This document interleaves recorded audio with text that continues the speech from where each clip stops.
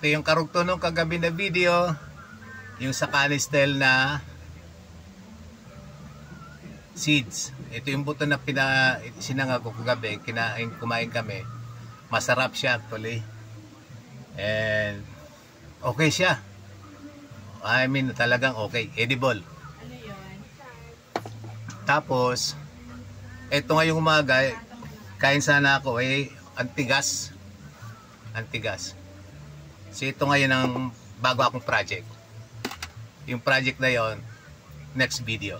So gagawa ako na isa pang video. Karugtong nito.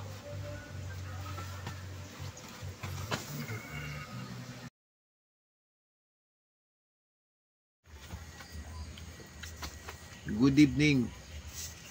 Focus muna natin to kasi ipakilala namin kung ano to. Ito yung canistel pala sa English, tesa sa Tagalog. Kinain namin yung yung laman nito, yung prutas. Insert kang ang picture sa video pag inedit ko to. Inano ko siya, sinangag ko siya. Sinama ko kasi dun sa yung sa kakao. Yan. So sinubukan ko nang kumain kanina. Pinakulang ko pa to kaninang umaga pala. Kinain ko na, kumain ako kanina. Masarap siya. Mas masarap actually kaysa sa kaysa sa langka.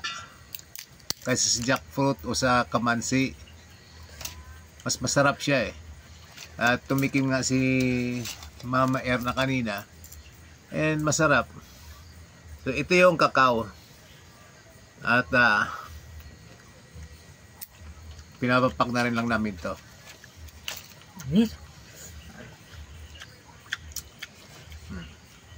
Sample nga natin, Terence.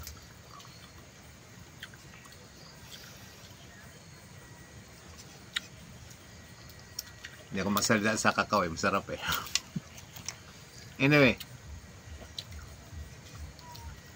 itong tesa na to, para siya kasing kastanyas Parang kastanyas. Ngayon, pag binuksan mo siya, nagkakrak na lang siya. Medyo malagkit yung kanyang sort of, sap ba yun? Kung whatever. Yun lang ang pero masarap siya I guarantee you, masarap.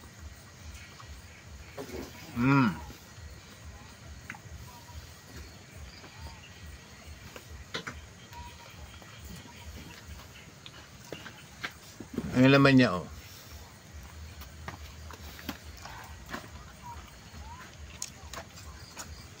Ayun.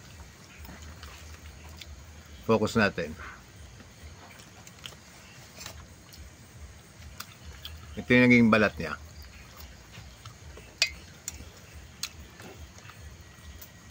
Ito Ernst, kain ka? Kumain na ako. Kumain na si Ate Ernst, kumuha na lang konti Bus.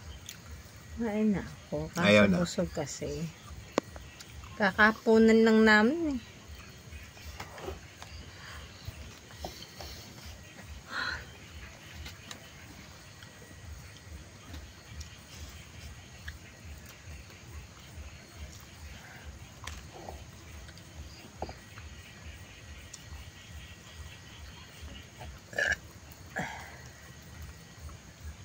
Luminigay pa si Ate Ernst Busog kasi.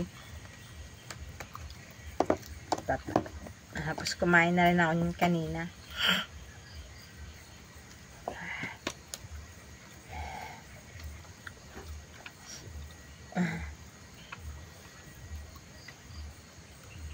Tingin ko may medicinal value ito.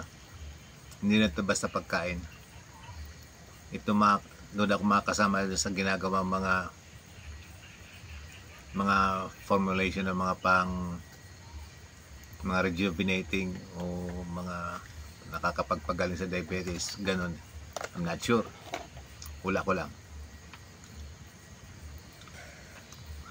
So, nang hihingi si Luna, tingnan ko kung kakain din siya. Tingnan ko nga. Nanghihingi. Wala na yun. Kita ka na ba ayan, kita na sa ano. Halika Luna, oh. Gusto mo? Ayaw. Ayaw. Yung takaw mo yan, ayaw mo ngayon yan. Sige na, oh. Hingi ka ng hingi kanina tapos ayaw mo. Dahil dami yung kinain. Ay, kumain ng mga aso nung ano, first time na hindi kumain yung si Sol at saka si Luna ng ano, ng prutas. Ang hilig sa prutas pero hindi kumain ng tisa. I don't know. Yung tisa mismo yung ano yung prutas yung laman nito. Eh pati ito ngayong buto na sinaing sinangag ko, ayaw din. Sige na. Ayaw talaga. So ako try ako, kinain ko ito pang 6 ko na yata ito mula kaninang umaga. Kung medyo may epekto, masama epekto sa katawan, dapat kanina pang umaga. Kasi kumain na ako kanina nung sinain ko ito. Kaya dinoble ko ng luto ngayon kasi sinabay ko yung kakao. Kaya sinangag ko siya. Ito kasi pinapapak na lang namin kasi gawin naming tabdiya kasi isang piraso lang naman eh. So yun. Gusto ko lang itong i-record para nakadocument kung ano mangyari dito eh. Ako lang ito. Alright. O, ito yan siya. Ito, yan. O. Ito kinakain ko. O, yan. Ito yung yan. Alright. Yung tisa. Canistel pala to sa English. Nasasarapan ako eh. So, tingnan ko kung makapag-update pa ako bukas. Dahil kumain ako nito. Alright. Sige, thank you. Kain ako ulit. Yummy kasi, yummy.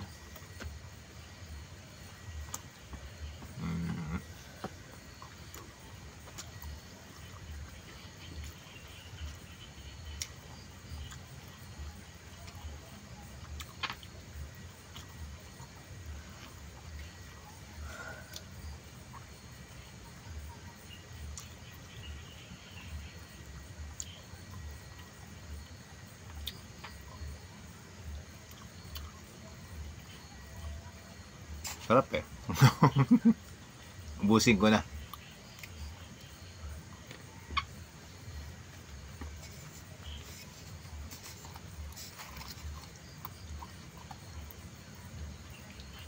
Sundan ko ng kakao.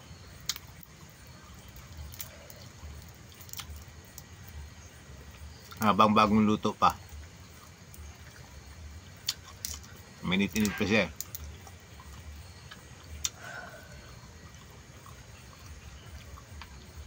Toast ko yata. Mitim na.